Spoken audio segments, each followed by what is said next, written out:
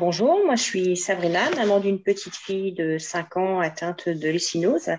Et là aujourd'hui on témoigne avec mon mari Bastien. Moi, je suis Laetitia, maman de qui a 10 ans maintenant, qui a également une leucinose. Bonjour, moi c'est Cécile, je suis maman de deux garçons. Mon dernier donc, a 5 ans et a la leucinose.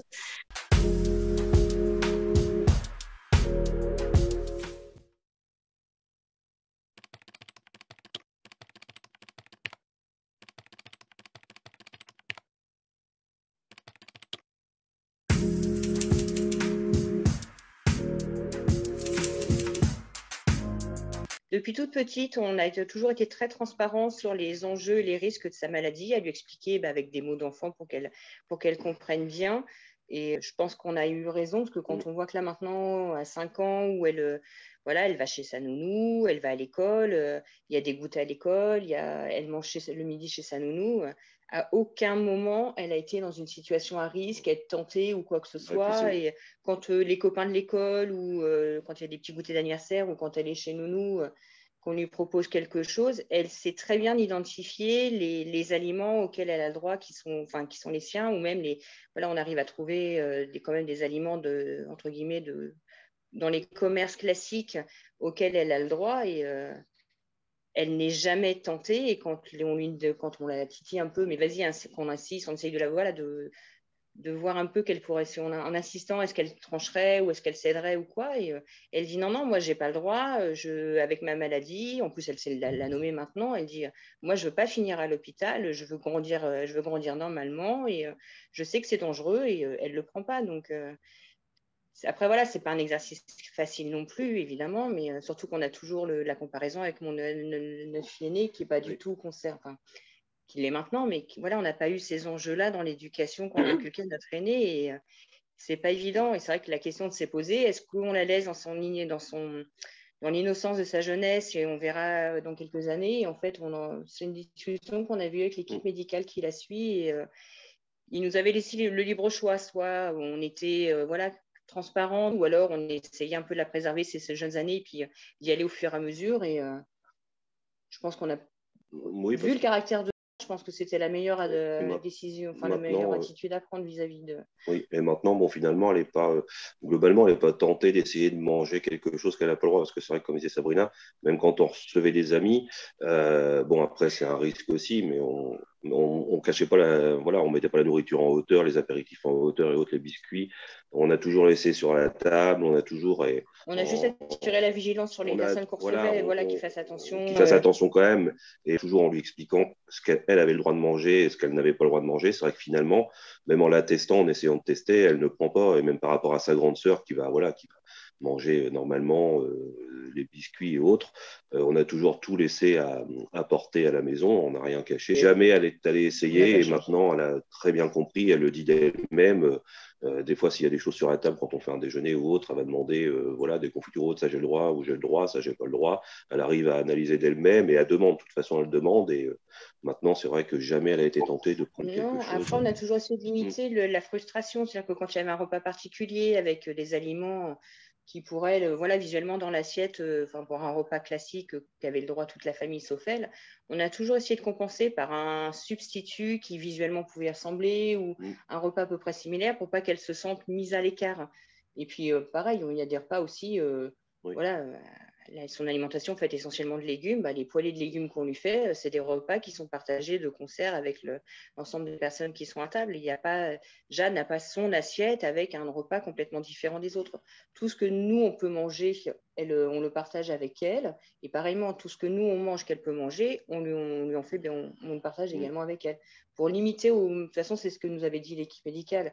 Notre pire ennemi quand elle grandit, en grandissant, c'est la frustration et le déni de la maladie et le rejet. Donc, c'est notre rôle de s'assurer de limiter les risques qu'elle se mette dans cet état d'esprit de je refuse complètement, j'en ai marre. Et après, on sait qu'on va y avoir le droit de toute façon à un moment donné. Hein, donc, mais voilà, nous, notre rôle de maintenance, voilà, c'est de vraiment s'assurer de limiter autant que possible la frustration qu'elle pourrait avoir, ne serait-ce que vis-à-vis de l'alimentation, sachant qu'il y a d'autres enjeux à côté. Donc, Nous, on a tout de suite voulu qu'elle grandisse exactement comme sa grande sœur. Donc, cantine, crèche, on l'a pas du tout mis à part. Et, école, goûter, voilà. Donc après, elle avait son panier repas, elle a toujours d'ailleurs. Pareil que Sabrina à table, si elle peut manger comme nous, elle mange comme nous. Si elle peut pas, elle peut pas. Ça lui pose pas de soucis. Et effectivement, je pense que comme c'est des enfants qui sont habitués depuis qu'ils sont nés, ils n'ont pas vraiment de frustration. Elle a 10 ans, donc là, elle commence un petit peu. Il y a parfois des moments où c'est un petit peu plus dur, mais on ne peut pas appeler ça de la frustration. Après, j'ai envie de dire, ce qui est le plus dur à gérer, c'est pas forcément son régime, on l'apprivoise, on fait avec au quotidien. Au départ, c'est un peu dur, et puis après, avec les années, ça C'est notre passe. routine, en fait. À un moment, ça devient la Ouais. routine.